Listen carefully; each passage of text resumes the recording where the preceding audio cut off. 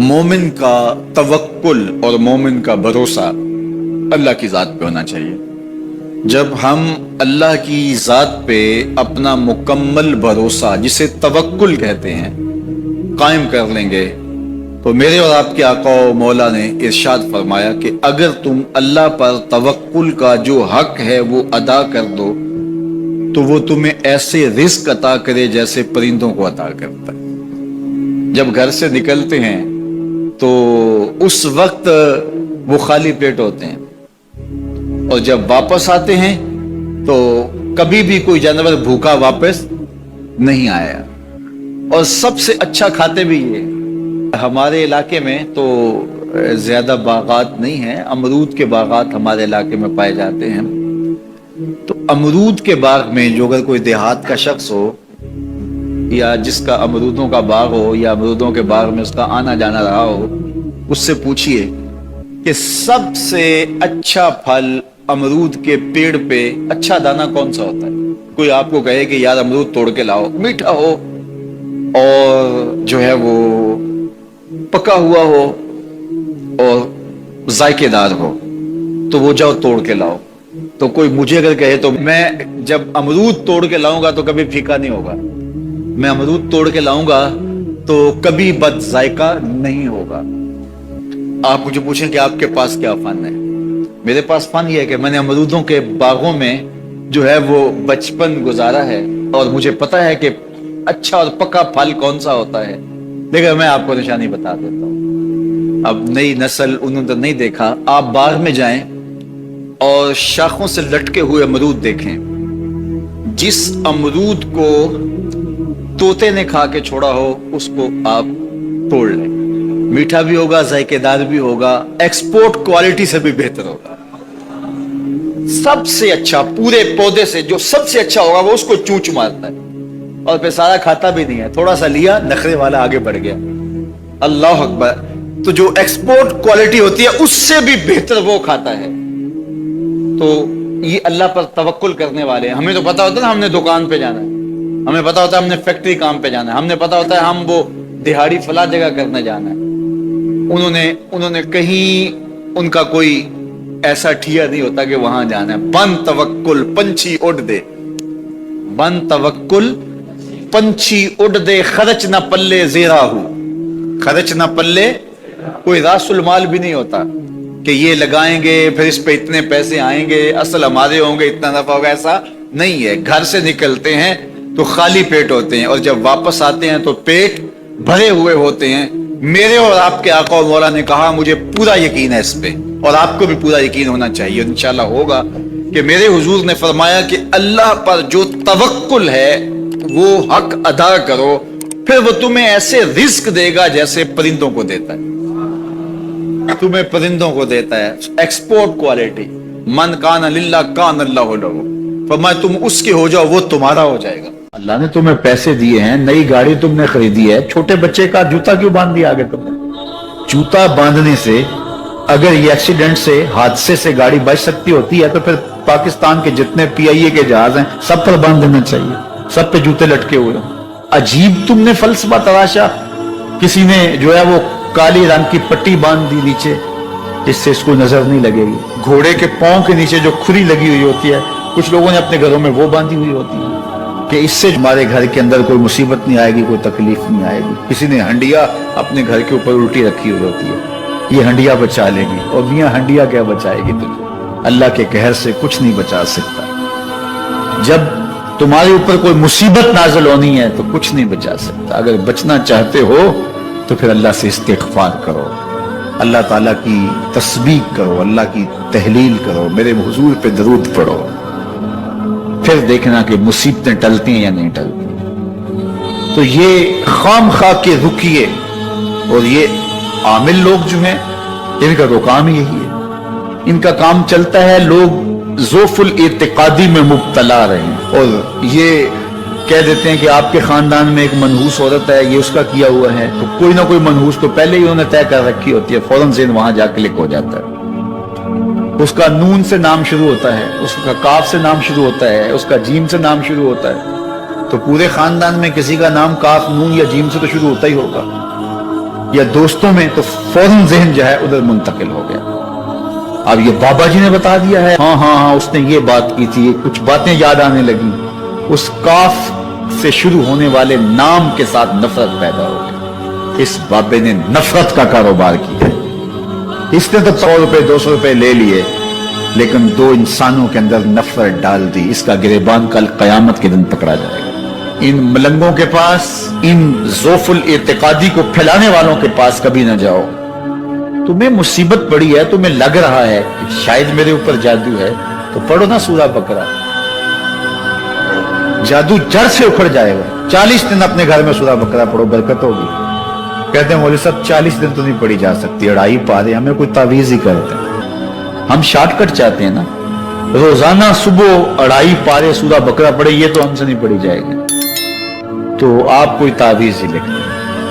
کاروبار میں برکت نہیں، میں کہتا ہوں پڑھو نا سورہ واقعہ، 3 رکوع ہیں، برکت ہوگی. ہم کہتے ہیں ہمیں تعویذ ملنا چاہیے، بس وہ ہم گلے میں رکھ دیں، بٹوے میں رکھ لیں، پرس میں رکھ لیں، اور ہمارا کام ہو جائے. ہمیں کچھ بھی نہ پڑھنا پڑے، ہمیں وضو تک نہ کرنا پڑے، نماز نہ پڑھنی پڑے، اور برکت ہو جائے. ایسے برکت تو نہیں آتی. اس لیے چھوڑو ان کی جان، آؤ قرآن مجید پہ آؤ، آؤ سجدوں پہ آؤ، آؤ دعاؤں پہ آؤ.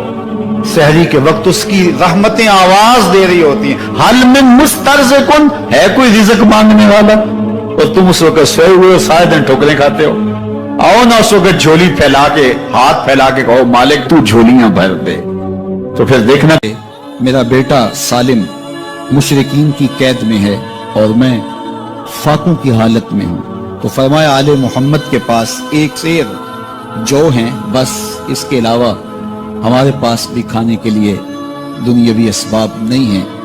کہا صبر کرو اور اللہ سے ڈرو، اور لا حول ولا قوت الا باللہ کثرت کے ساتھ پڑھو. یہ ایسا وظیفہ ہے، ایک حدیث پاک میں آتا ہے کہ یہ 99 بیماریوں کا علاج ہے. اس میں سب سے کم درجے کی بیماری ہم اور غم ہے. یہ دکھوں کا مداوع ہے، مشکلات کا علاج ہے، اور یہ وظیفہ میرے حضور نے بتایا. حضرت ابو ذر غفاری رضی اللہ تعالیٰ عنہ کو حضور نے 5 چیزیں بتائی تھی. ان میں سے 5ویں چیز یہ تھی کہ ابو ذر کثرت کے ساتھ لا حول ولا قوت الا باللہ پڑھا کرو.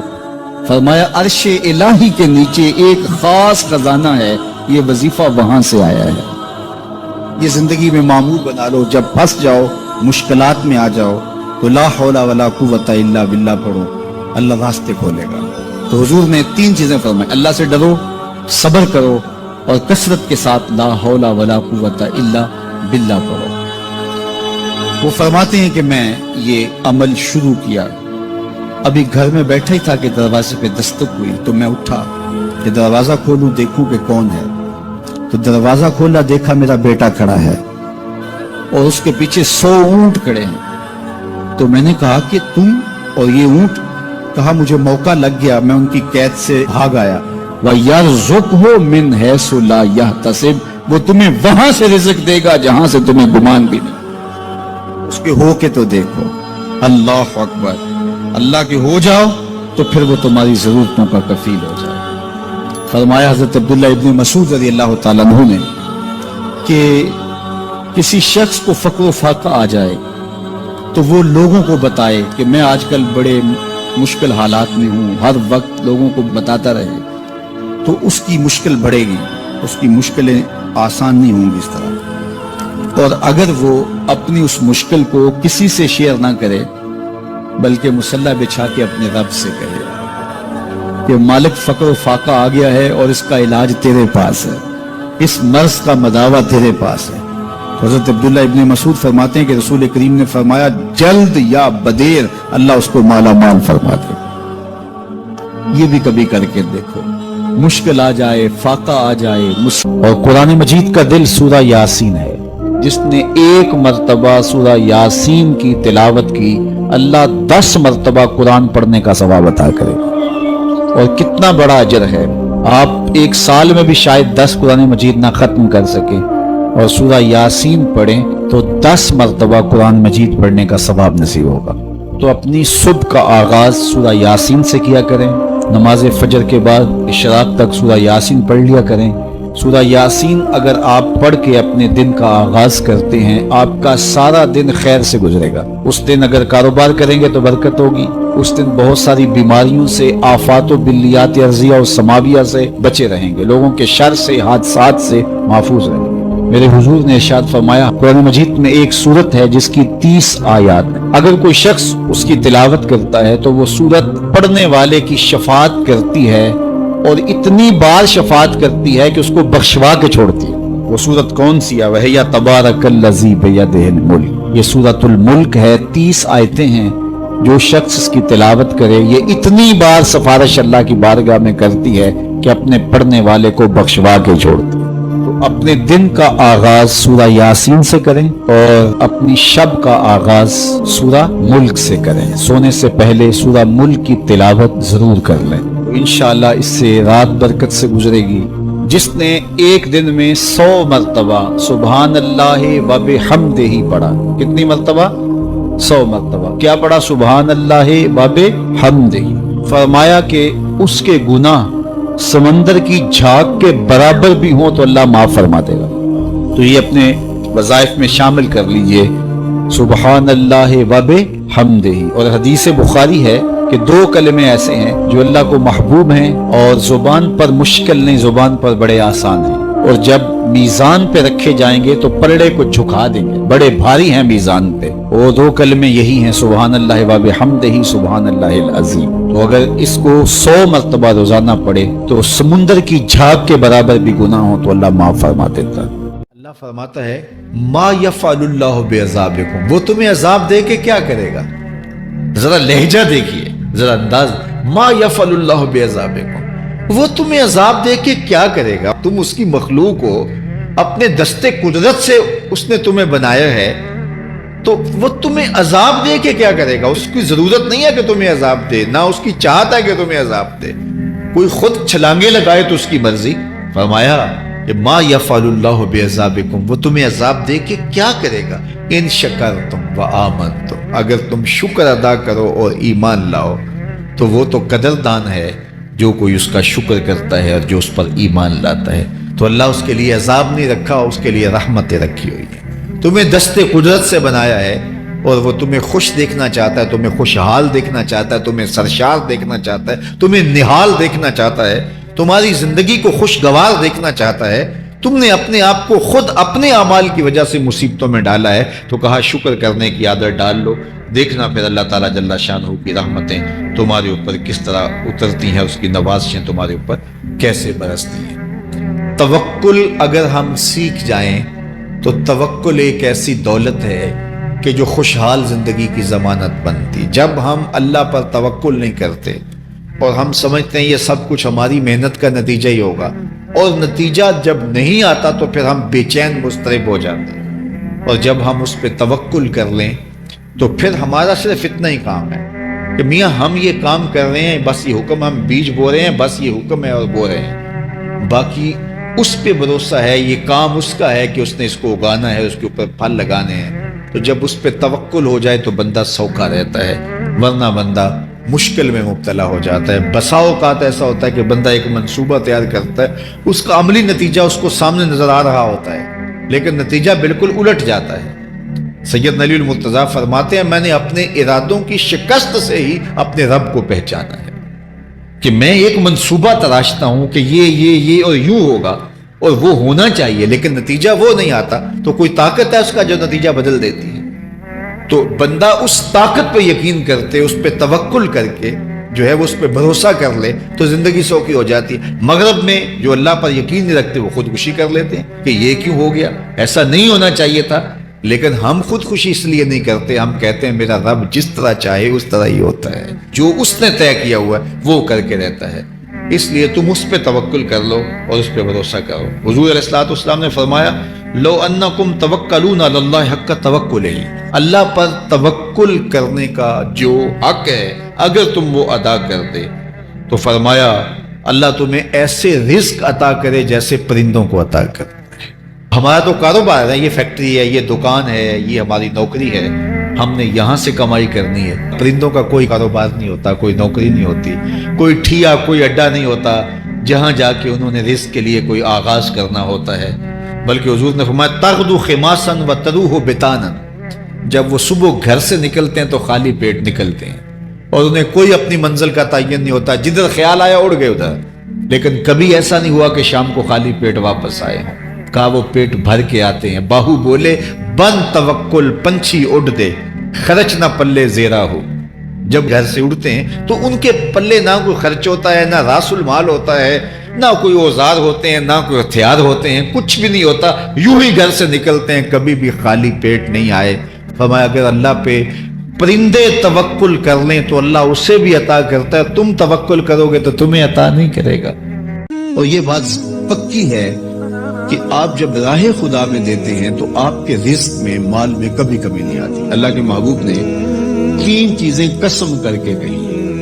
حضور نے کچھ چیزیں ارشاد فرمائی تو ان میں سے 3 چیزوں کے بارے میں فرمایا کہ یہ تو میں اللہ کی قسم کر کے تمہیں کہتا ہوں، اور ان میں سے ایک شے یہ کہ ما نقص مال عبد من صدقہ، فرمایا میں اللہ کی قسم اٹھا کے کہتا ہوں کہ صدقے سے مال کم نہیں ہوتا۔ تمہارا کیلکولیٹر حساب یہی بتاتا ہے کہ جو ہے وہ کم ہو گئے، 100 میں سے 10 دے دیے تو باقی 90 رہ گئے۔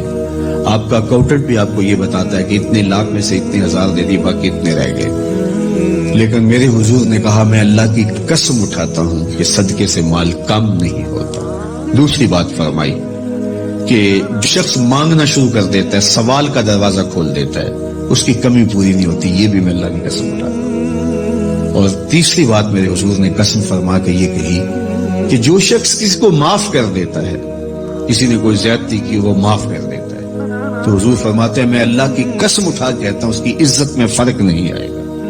تو یہ 3 چیزیں حضور نے قسم کر کے فرمائی۔ تو اس لیے ہم اپنے ہمسایوں کو دیکھیں، ان کی ضروریات کا خیال رکھیں۔ تو حضور کی سیرت کا یہ عنوان جو حضرت خدیجہ الکبریٰ سے بہتر کون جانتا تھا، اپنا سارا مال انہوں نے حضور کو پیش کر دیا جب نکاح ہوا حضور سے کہ حضور اب یہ میرا نہیں، یہ آپ کا ہے، اور وہ سارا مال حضور نے لوگوں میں بانٹ دیا، ضرورت مندوں کی کفالت کرتے رہے۔ تو کہا وَتَحْمِلُ الْكَلَّةَ، آپ لاچاروں کا بوجھ اٹھاتے ہیں، وَتَقْسِبُ الْمَعْدُومَ، اور جن کا کوئی نہیں ہے آپ ان کے کفیل بن جاتے ہیں اور آپ کمائی کر کے ان کے گھر کی ضروریات کو پورا کرتے ہیں۔ وَتَقْرِي الضَّيْفَ، اور آپ کی یہ خوبی ہے کہ آپ مہمان نواز ہیں، مہمان نوازی آپ کا شعار ہے، آپ کا طرز زندگی ہے، اور مہمان کو جو کھلایا جاتا ہے اس کا حساب بھی نہیں ہوتا، اور مہمان کے ساتھ جو بیٹھ کے کھایا جاتا ہے اس کا بھی حساب نہیں ہوتا، اور مہمان اپنا رزق خود لے کے آتا ہے اور برکت چھوڑ کے جاتا ہے۔ تو مہمان کو کبھی بھی بوجھ نہیں سمجھنا چاہیے۔ تو کہا کہ اور تیسری اور آخری بات فرمائی وَتَعِينُ عَلَى نَوَائِبِ الْحَقِّ، جو لوگ مشکلات میں پھنسے ہوتے ہیں، مصیبت میں پھنس جاتے ہیں، مسائل میں گھر جاتے ہیں، آپ ان کی مدد کرتے ہیں۔ ابھی حضور اعلان نبوت نہیں کیا، ابھی پہلی وحی نازل ہوئی ہے، تو حضور کی ماضی کی سیرت کو حضرت خدیجہ الکبریٰ لوگوں کے سامنے رکھیں۔ آپ اس سے بھی پیچھے چلے جائیے، جب شب ابی طالب میں حضور کو حضور کے خاندان سمیت محصور کر دیا گیا، قریش مکہ نے حضور کو روکنے کے لیے بڑی کوششیں کی، لیکن حق کا یہ مسافر کبھی بھی رکنے والا نہیں تھا، بلکہ حضور کے چچا کو بلا کے کہا کہ اپنے بھتیجے سے پوچھو کہ تمہارا مسئلہ کیا ہے۔ دولت مال چاہیے تو ہمسائے لوگ مل کے اتنی دولت ان کو دے دیتے ہیں کہ کوئی کمی نہیں رہے گی، اور اگر کسی خاتون سے نکاح کرنے کی آرزو دل کے کسی گوشے میں ہو تو وہ بھی بتائیے، کسی سردار کی بیٹی سے نکاح کرنا چاہیں تو ہم اس کے لیے بھی حاضر ہیں، لیکن یہ بتوں کی مخالفت چھوڑ دی جائے۔ تو جب بہت ساری باتیں کی سب نے مل کے کی، اور جو ہے وہ دباؤ بھی ڈالا کہ اگر نہیں یہ کرتے تو پھر حالات کی تلخیاں اور جو کچھ ہے وہ آپ کے سر پہ ہوں گی۔ تو حضور کے چچا جناب ابو طالب حضور کے پاس آئے تو ان کی طبیعت پر کچھ بوجھ تھا، تو انہوں نے کہا کہ بھتیجے میں اکیلا اتنے قبائل کے ساتھ لڑائی کا بوجھ نہیں اٹھا سکا، میری کمر کمزور ہے۔ تو حضور علیہ الصلوۃ والسلام کی خدمت میں انہوں نے کہا کہ وہ تو اس طرح کی باتیں کر رہے ہیں۔ تو آقا کریم نے جو جواب دیا وہ سنیے۔ آپ نے فرمایا یا لو وضع الشمس فی یمینی والقمر علی یساری، اگر وہ سورج میرے دائیں ہاتھ میں رکھ دیں اور چاند کو لا کے میرے بائیں ہاتھ میں رکھ دیں اور دنیا بھر کے خزانے میرے قدموں میں ڈھیر کر دیں، میں کبھی بھی حق کو باطل اور باطل کو حق نہیں کہہ سکتا۔ یہ وہ چیز ہے جہاں پر ہمیں کھڑا ہونا چاہیے۔ یہ رشوت کیا ہوتی ہے؟ ہم اداروں میں افسر بن کے بیٹھتے ہیں اور ہم کسی ذمہ دار منصب پہ بیٹھتے ہیں تو ہمیں چند ٹگوں سے کوئی خرید لیتا ہے، ہمارا ضمیر پھر کہاں ہوتا ہے؟ کائنات کی نعمتیں اس کو پیشکش کی جا رہی ہیں جو پیدا ہوا تو باپ کا سایہ سر پہ نہیں ہے، 6 سال کی عمر ہے تو ماں انتقال کر گئی ہے، یہ حالت ہے۔ لیکن کہا جا رہا ہے کہ جناب آپ کو جو چاہیے ہم فراہم کرتے ہیں، لیکن کہا لو وضع الشمس فی یمینی، اگر وہ سورج کو میرے دائیں ہاتھ میں رکھ دیں اور چاند کو میرے بائیں ہاتھ میں رکھ دیں اور میرے پاؤں میں کائنات کے خزانے لا کے دولت قارون بھی رکھ دیں، لیکن میں پھر بھی حق کو حق کہوں گا، باطل کو باطل کہوں گا، تو میں چند ٹگوں پہ اپنے ضمیر کا سودا کیسے کر سکتا ہوں اگر میں رسول اللہ کو مانتا ہوں، اگر میں حضور علیہ الصلوۃ والسلام کا فالوور ہوں، اگر میں ان کا امتی ہوں، ان کا غلام ہوں، ان کا عاشق ہوں، تو پھر میں کیوں اپنے ملک کو بیچوں، میں کیوں عدل کو بیچوں، میں کیوں انصاف کو بیچوں، میں کیوں اپنے منصب کو بیچوں، میں کیوں لوگوں کے حق غصب کروں، لوگوں پر زیادتیاں کروں، میں دیوار رکھتے ہوئے ہمسائے کے 2 انچ دبانے کے لیے اپنے ضمیر کا سودا کر لوں، میز کے اوپر سے رشوت پکڑوں یا نیچے سے پکڑوں، فرق نہیں پڑتا اس سے، میں اپنے ضمیر کا سودا کیا ہے اور برسرے بازار کیا ہے اور بہت سستا بیچا میں نے اپنے آپ کو۔ وہ کیا کسی نے کہا تھا کہ ہر دو عالم قیمت خود گفتائی، نرخ بالا کن کہ ارزانی ہنوز، 2 جہاں کو تو نے اپنی قیمت بتایا ہے، اپنا نرخ بتایا ہے کہ 2 جہاں میری قیمت لگتی ہے، کہا قیمت بڑا ابھی سستا بک رہا ہے، یہ ساری کائنات تیری قیمت لگا دی جائے لیکن تیری قیمت پھر بھی نہیں ہے اور تو سستا بک رہا ہے، نرخ بالا کن کے ارزانی ہنوز، تیری قیمت جو ہے وہ یہ 2 جہاں نہیں ہے، تیری قیمت صرف تیرے رب کی رضا ہے۔ تو کہا کہ میں کبھی بھی، تو یہ حضور علیہ الصلوۃ والسلام کی زندگی تھی۔ خیر انہوں نے جب کہا کہ میں تو نہیں تمہاری بات کو ماننے والا، تو پھر انہوں نے سماجی بائیکاٹ کر دیا، سوشل بائیکاٹ کر دیا اور حضور کو شب ابی طالب میں مقید کر دیا۔ تو حضور کے چچا نے اس وقت ایک قصیدہ لکھا حضور کے نام، چونکہ یہ پانی نہیں پہنچنے دیتے تھے، غلہ نہیں پہنچنے دیتے، کوئی باہر سے بھی آتا تاجر تو اس کا غلہ خود خرید لیتے کہ کہیں وہ بنو ہاشم کے پاس نہ چلا جائے، اور وہ خرید کے اپنی زندگی اور موت کے درمیان جو ٹوٹتا ہوا رشتہ ہے جو ہے وہ اس کو کہیں بچا نہ پائیں۔ تو حضور کے چچا نے ایک ماضی کا واقعہ قریش کو یاد دلایا اس قصیدے میں۔ ہوا اس طرح کہ حضور کی عمر تھی کوئی 9 سال یا 8 سال کہ مکے میں قحط پڑ گیا، تو حضور کے چچا کے پاس لوگ آئے کہ قحط پڑ گیا ہے اور آپ اولاد اسماعیل سے ہیں، تو اللہ کی بارگاہ میں دعا کیجئے کوئی بارش کے آثار پیدا ہوں اور کوئی سبزہ پیدا ہو۔ آپ نے فرمایا تم بھی سین حرم میں پہنچ جاؤ، میں بھی پہنچ جاتا ہوں، وہاں اللہ کی بارگاہ میں دعا کرتے ہیں۔ خیر لوگ جمع ہو گئے تو حضور کو ساتھ لیا حضور کے چچا نے اور سین حرم میں پہنچے اور کعبۃ اللہ کی دیوار کے ساتھ حضور کو یوں کھڑا کیا کہ حضور کی پشت کعبہ کی دیوار کے ساتھ لگ رہی تھی اور رخ لوگوں کی طرف تھا۔ تو جب یوں حضور کھڑے ہو گئے تو حضور کے چچا نے ایسے ہاتھ پھیلا کے کہا اے اللہ اس گوری رنگت والے کے صدقے بارش نازل کر دے۔ راوی کہتا ہے ابن عساکر نے لکھا ہے، باقی لوگوں نے بھی لکھا ہے کہ ابھی جو ہے وہ لوگ گھروں کو نہیں پہنچے تھے کہ چھم چھم می برسنے لگا اور لوگ بھیگ کے گھروں کو گئے اور اتنا سبزہ ہوا، اتنا سبزہ ہوا کہ لوگ خوشحال ہو گئے۔